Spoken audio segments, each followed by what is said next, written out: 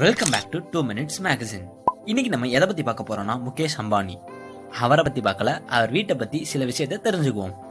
ஏன் நம்ம முகேஷ் அம்பானியை பத்தி பார்க்காம அவர் வீட்டை பத்தி பார்க்க போறோம்னா, நம்ம கனவுல கூட நினைச்சு பார்க்க முடியாத அவ்வளோ ஆச்சரியமான விஷயங்க அந்த வீட்டுல இருக்கு. அம்பானி அன்டிலான்னு 2010ல ஒரு வீட்டை கட்டுறாரு. அப்பவே $1 பில்லியன் அமெரிக்கன் டாலர் செலவு பண்ணி அந்த வீட்டை கன்ஸ்ட்ரக்ட் பண்றாரு. உலகத்திலேயே பில்லியனர்ஸ்ல இவ்வளவு செலவு பண்ணி வீடை கட்டினவர் அம்பானி மட்டும்தான்.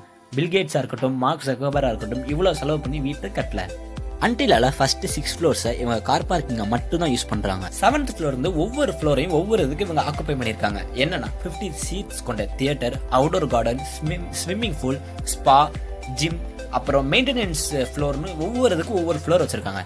நம்ம ஊர்லலாம் கெஸ்ட் வந்து அவங்க தங்குறதுக்கு ஒரு ரூம் தான் வைப்போம். ஆனா இவங்க 2 ஃப்ளோரை கெஸ்ட் அப்பார்ட்மெண்ட்டாவே ஆக்கியிருக்காங்க.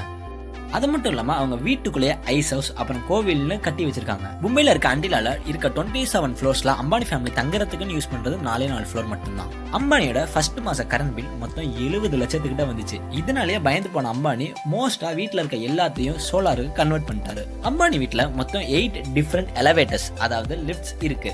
இதுல அம்பானி ஃபேமிலி யூஸ் பண்றது ஒரே ஒரு லிஃப்ட் மட்டும்தான். பேலன்ஸ் 7 எலவேட்டர்ஸ் அங்க வர விருந்தாளிகளுக்கும் அப்புறம் அங்க ஒர்க் பண்ற ஒர்க்கர்ஸ்க்கும் ஒதுக்கி இருக்காங்க.